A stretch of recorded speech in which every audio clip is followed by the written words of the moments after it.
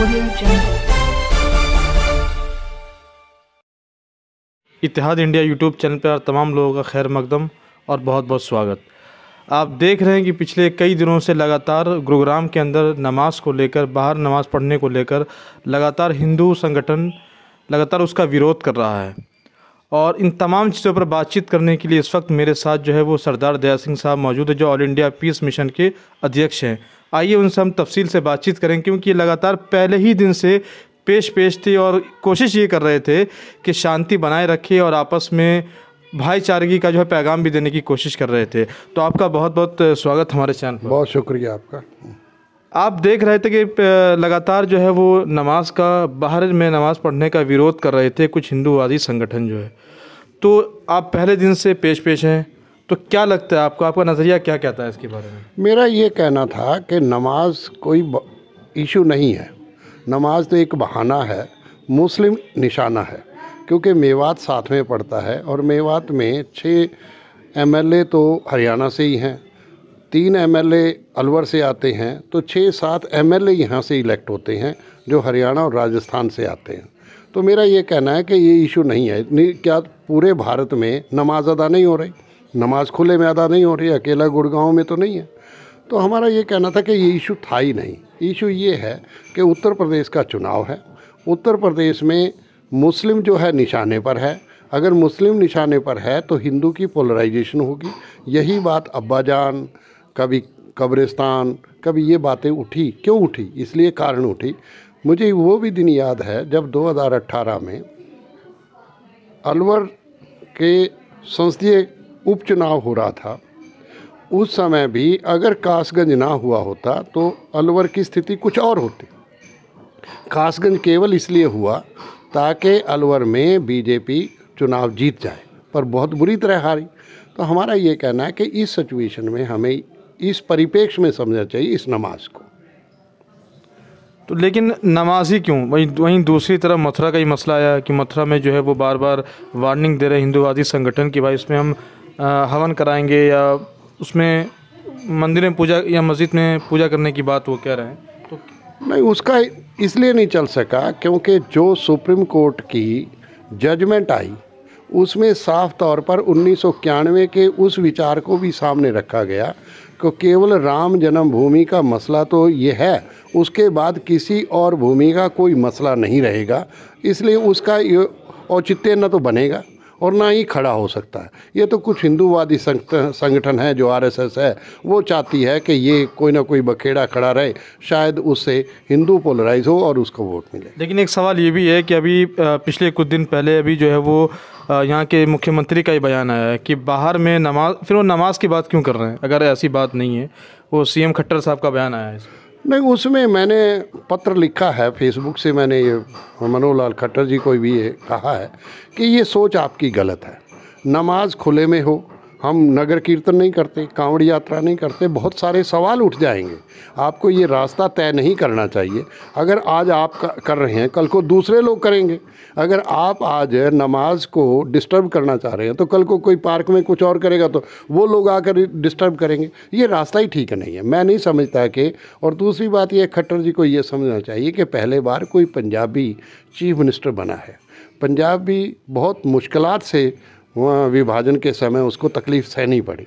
दोबारा से क्या उसी हालात में आप पंजाबियों को डालना चाहते हैं? तो ये जो खट्टर साहब का ये है कि नमाज, मैं पहले ही बार कह दिया है कि नमाज तो केवल एक बहाना है, केवल मुस्लिम निशाना है ताकि हिंदू पोलराइज हो। अब आप भी लगातार देख रहे हैं कि जगह जगह जो है वो प्रेस कॉन्फ्रेंस भी कर रहे हैं, प्रशासन से बात हो रही है, एडमिनिस्ट्रेशन से बातचीत कर रहे हैं आप लोग। तो क्या सुझाव निकला इसके अंदर? नहीं, प्रशासन क्या करे? प्रशासन तो उसने कहा कि नहीं आप ऐसा करें, हम आपको सुरक्षा दे देंगे, सारा दे देंगे। जब मुख्यमंत्री ये कह दे कि मैं खुले में नमाज अदा नहीं करने दूंगा तो प्रशासन उसमें क्या करेगा? लगातार पहले दिन से आप लोग पेश हैं, तो आप लोग की आगे की रणनीति क्या होगी? अब इस तरह के बयान आ रहे हैं। हमारा ये कहना है कि ये रास्ता ही देश के लिए ठीक नहीं है। आज अगर आप पोलराइजेशन की तरफ बढ़े हैं तो कल को मुस्लिम भी पोलराइजेशन की तरफ बढ़ेगा, कल को सिख भी पोलराइजेशन की तरफ बढ़ेंगे, तो फिर क्या हालात बनेंगे? एक बात आरएसएस और हिंदू संगठनों को ये बात समझ लेनी चाहिए कि 2019 का सबसे हाईएस्ट चुनाव था उसके सामने, जो एक व्यक्ति के आधार पर हिंदू सम्राट के तौर पर लड़ा गया, उसमें आपको 37% वोट मिले।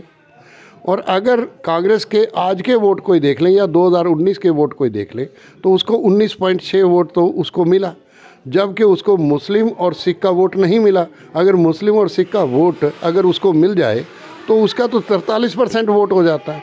तो ये गणित भी हिंदू संगठन की ठीक नहीं है, इसका भी उसको कोई फ़ायदा नहीं होने वाला। और आज के हालात में तो और भी नीचे का ग्राफ गिर गया उसका। जब हमने पिछले बार देखा कि नोटबंदी हुई, उससे क्या हुआ, 140 हिंदू मरे। अगर हिंदुओं की जान गई तो हिंदुओं की गई, उसमें कोई दूसरा नहीं गया। लेकिन आप लोगों की तरफ से गुरुद्वारा की तरफ से लगातार ये बात कही गई कि अगर नमाज खुले में नहीं पढ़ने दिया जा रहा तो आप लोग गुरुद्वारा में आके नमाज, आप लोगों ने ऑफ़र दिया, तो ये एक विकल्प, इसको हम कैसे लें? विकल्प ये सही नहीं है ना, क्योंकि नमाज तो नमाज होगी फिर। नहीं, हमारा ये बात नहीं थी। नमाज तो श्री अकाल तख्त साहब पर भी मलेरकोटला के वहाँ मिलने गए लोग, तो अकाल तख्त के सामने भी नमाज अदा की गई। गुरु नानक के साथ मर्दाना जी थे, तो क्या मर्दाना जी नमाज अदा नहीं करते थे? गुरु ग्रंथ तो इसका सोल्यूशन ये नहीं है ना, मतलब उसका कोई आप लोग हैं लगातार। नहीं, ये तो सॉल्यूशन कभी हो ही नहीं सकता। ये तो उनका हक है। अगर 20% आबादी इस देश में है तो 20% का हक जितना हिंदुओं का है तो उतना मुसलमानों का भी है, तो ये तो उनका हक है। और इस बात पर क्या आधे घंटे के लिए अगर वो नमाज अदा करते हैं, और अकेला जुम्मे की नमाज होती है और तो जो नमाज का इशू है नहीं, तो जुम्मे को अगर आधा घंटा या 1 घंटे के लिए उनको आना पड़ता है या उनकी मजबूरी है, तो हमें वो दिल खोल के उनके सामने जाना चाहिए। बल्कि ये लिटमस टेस्ट है हिंदुओं का, कि जो हिंदू अपने आप को सेकुलर मानते हैं, अगर वो जो कुछ लोग संगठित होकर मुस्लिम नमाज के खिलाफ आवाज़ उठाते हैं, मुस्लिम के खिलाफ, तो जो अपने आप को सेकुलर मान रहे हैं उन लोगों को सामने आ जाना चाहिए। उन हिंदुओं का मुकाबला उनको करना चाहिए, ताकि मुसलमानों को क्यों करना पड़े। मुसलमान तो इस देश के हैं, तो मुसलमानों को क्यों करना पड़े। सिख भी तो इसलिए आया। सिख ने जब ये देखा कि यार मुस्लिम तो इस समय विक्टिमाइज हो रहा है, तो हम ही क्यों ना आगे आ जाएं, तो हम आगे आए। हमने कहा गुरुद्वारे में पढ़ लो। नहीं, अब तमाम चीज़ों को मद्देनज़र रखते हुए आप लोग लगातार प्रेस कॉन्फ्रेंस कर रहे हैं, अलग अलग संगठन के लोग इसमें शामिल हैं, इसमें जमीयत भी है, आपका ऑल इंडिया पीस मिशन भी है, गुरुद्वारा भी उसमें शामिल है। तो क्या रणनीति हो गया है कि जब सीएम लाल खट्टर का इस तरह का बयान आता है? नहीं, हमारा तो देखो, सीएम खट्टर ने जो बयान दिया वो अनुचित बयान था, उसका कोई कारण नहीं था, बल्कि इस बयान से समस्याएं और खड़ी होंगी।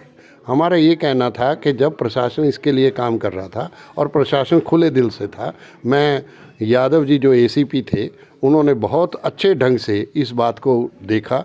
हम डिप्टी कमिश्नर पुलिस को भी मिले, हम कमिश्नर पुलिस को भी मिले, उन्होंने भी अच्छे ढंग से हमारे से बात की और उन्होंने इसका अरेंजमेंट करने की बात की। हमें तकलीफ़ ये हुई कि जब प्रदेश का मुख्यमंत्री ही इस बात पर अडिग हो जाए तो प्रशासन कहाँ रहेगा। अगर शासन ही खड़ा है, सरकार ही नहीं चाहती, तो उसमें प्रशासन क्या करेगा।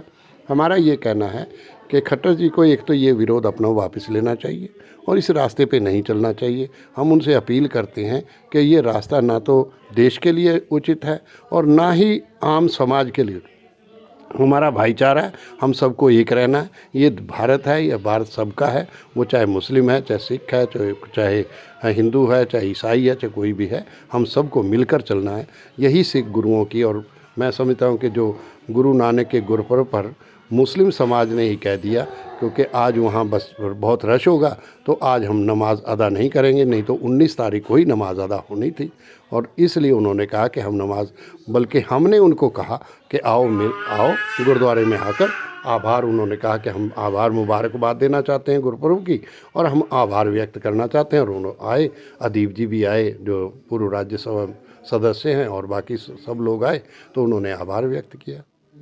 आइंदे आने वाले जुम्मे की फिर नमाज किस तरह होगी?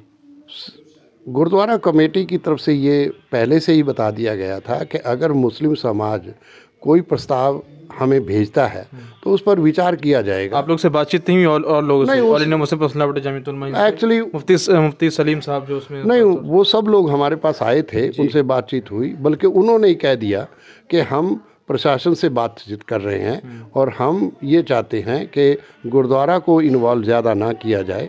अगर कोई और तरीका ना रहा तो फिर अलग है।